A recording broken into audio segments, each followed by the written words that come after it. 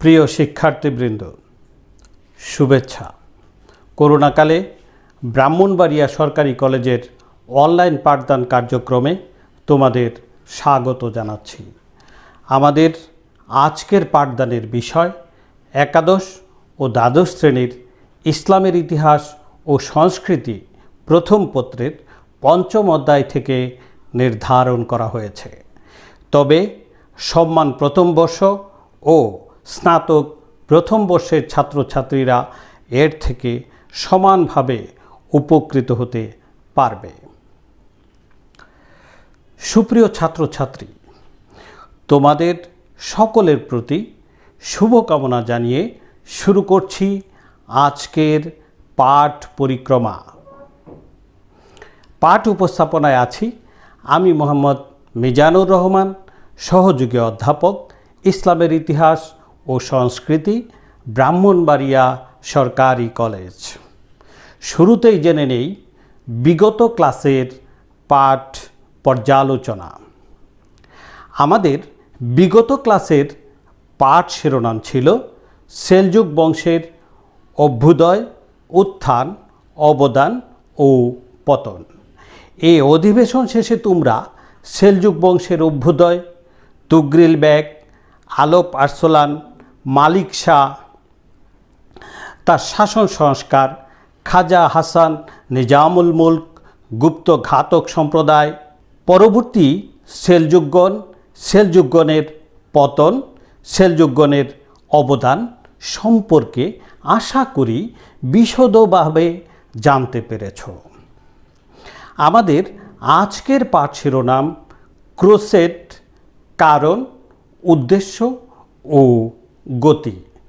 এ অধিবেশন শেষে তোমরা ক্রুসেড কি, ক্রুসেডের উদ্দেশ্য যেমন জেরুজালেমের ধর্মীয় গুরুত্ব, পার্থিব ও পারলৌকিক উদ্দেশ্য, খ্রিস্টান বণিকদের বাণিজ্যিক উদ্দেশ্য, কারণ যেমন মুসলমানদের বিরুদ্ধে খ্রিস্টানদের বিদ্বেষ, রোমান ও গ্রিক খ্রিস্টানদের মধ্যে প্রতিদ্বন্দ্বিতা, গির্জা এবং খ্রিস্টানদের প্রতি অসদাচরণ, গ্রিক সম্রাট কমোনোসাসের আবেদন, ক্রুসেডের গতি যেমন প্রথম যুগ 1095 থেকে 1144 খ্রিস্টাব্দ, দ্বিতীয় যুগ 1144 থেকে 1193 খ্রিস্টাব্দ, তৃতীয় যুগ 1193 থেকে 1291 খ্রিস্টাব্দ সম্পর্কে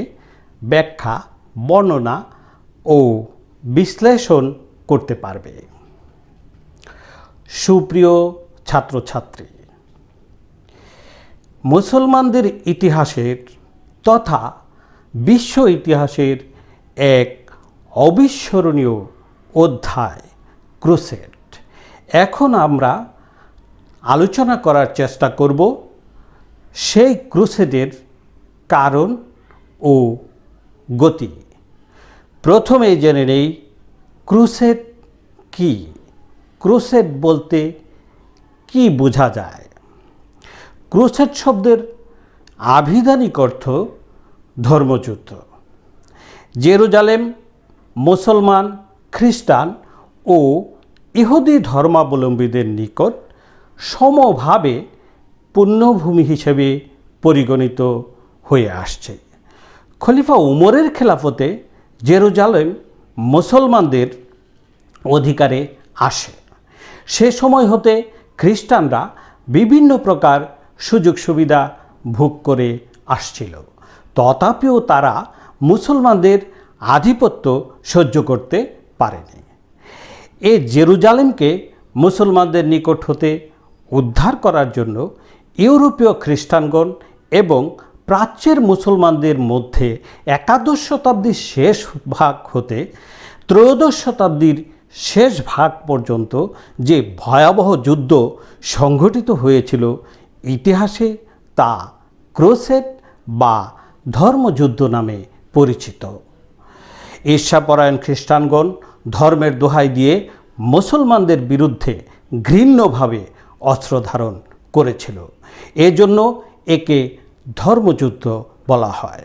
যুদ্ধকালীন তারা বুকে লাল বর্ণের ক্রুশ চিহ্ন ব্যবহার করত বলে একে ক্রুসেড নামে অভিহিত করা হয়েছে।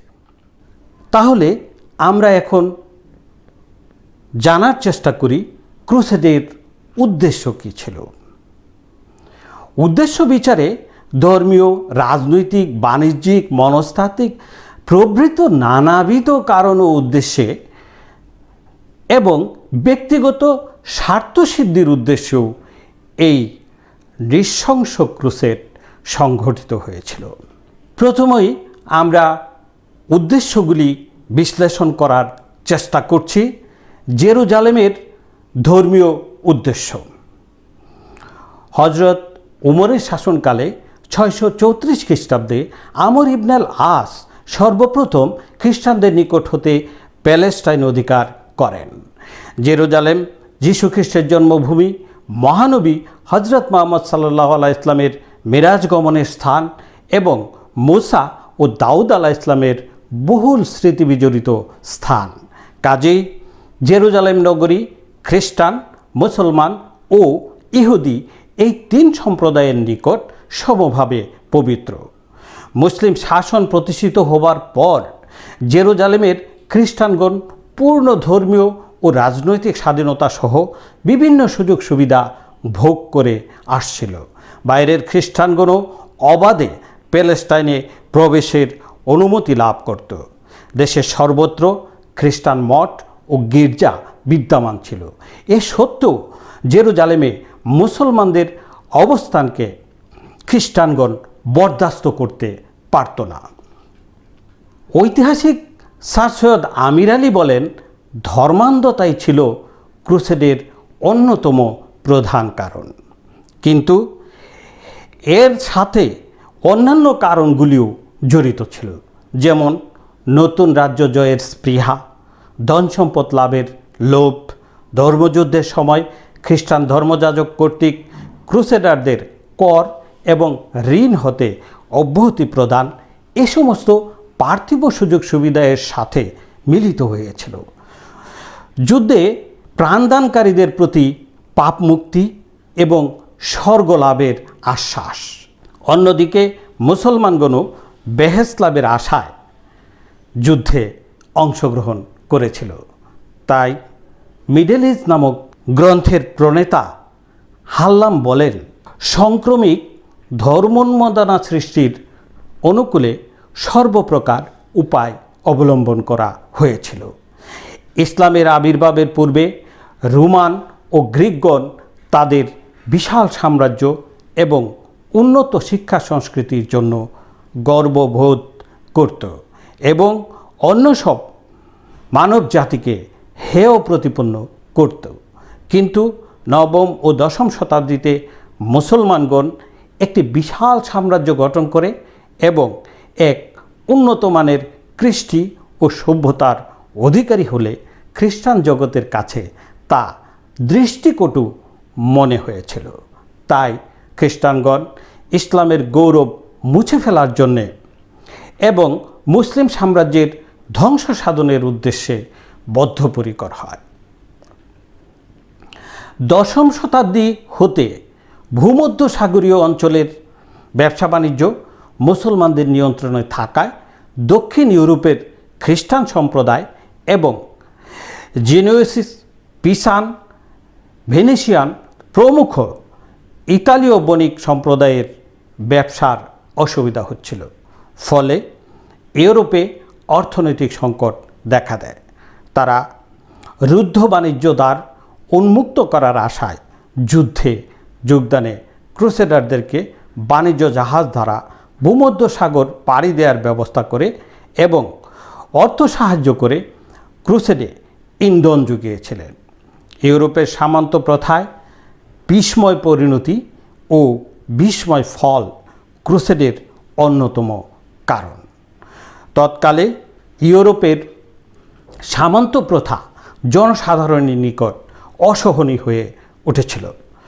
প্রকৃতপক্ষে সামন্ত প্রথা ইউরোপকে একটি সামরিক সমাজে পরিণত করে। সামন্ত রাজাদের পুত্রগণ পরস্পরের উপর কর্তৃত্ব বিস্তারের জন্য সর্বদা সামরিক দ্বন্দ্বে লিপ্ত ছিলেন। পোপ ও ধর্মযাজকগণ তাদের এই যুদ্ধ শক্তিকে পরস্পরের বিরুদ্ধে পরিচালিত না করে প্রাচ্যের মুসলমানদের বিরুদ্ধে নিয়োজিত করতে উৎসাহিত করেন। এই প্রসঙ্গে অধ্যাপক আর্নেস্ট বার্কার যথার্থই বলেছেন, গির্জার প্রভাবে সামন্ত প্রথা যে সামাজিক রূপ ধারণ করে তা ধর্মযুদ্ধ সংগঠনের অনুকূলে ছিল। ক্রুসেডের কারণ যদি আমরা বিশ্লেষণ করতে চাই তাহলে দেখতে পাই, প্রথমেই মুসলমানদের বিরুদ্ধে খ্রিস্টানদের বিদ্বেষ। খ্রিস্টানগণ আরব মুসলমানদেরকে সাহসী ও যুদ্ধপ্রিয় জাতি ছাড়া আর কিছুই মনে করত না।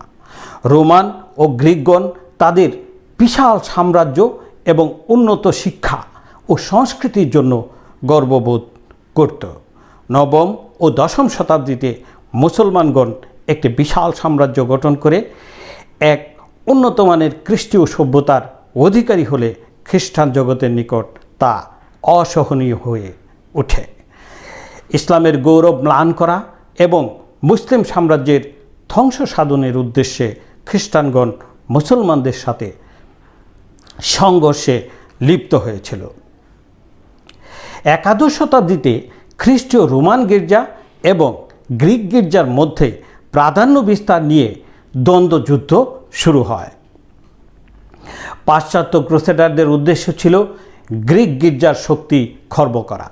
রোমীয় ধর্মযাজক বা পোপের ইচ্ছা ছিল প্রাচ্য গির্জাকে তথা গ্রিক গির্জার অনুসরণকারী খ্রিস্টানদেরকে তার নিয়ন্ত্রণাধীনে আনা।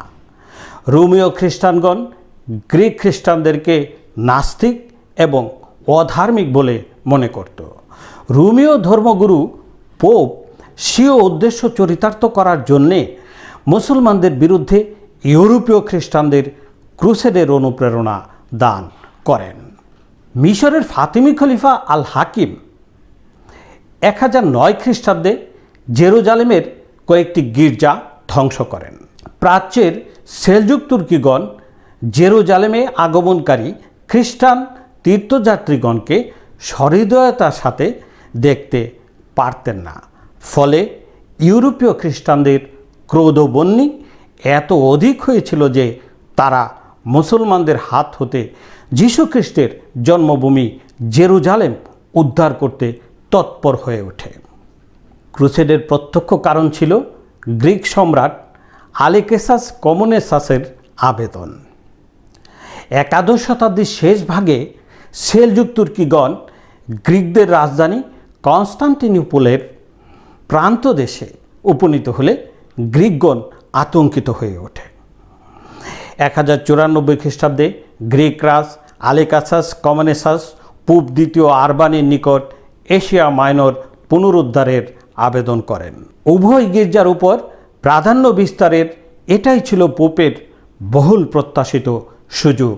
সুতরাং পোপ দ্বিতীয় আরবান 1095 খ্রিস্টাব্দে নভেম্বর মাসে দক্ষিণ পূর্ব ফ্রান্সের ক্লারমেটে এক মহাসম্মেলন আহ্বান করে ইউরোপের রাজন্যবর্গ ও খ্রিস্টানদেরকে মুসলমানদের বিরুদ্ধে অস্ত্র ধারণের নির্দেশ দেন।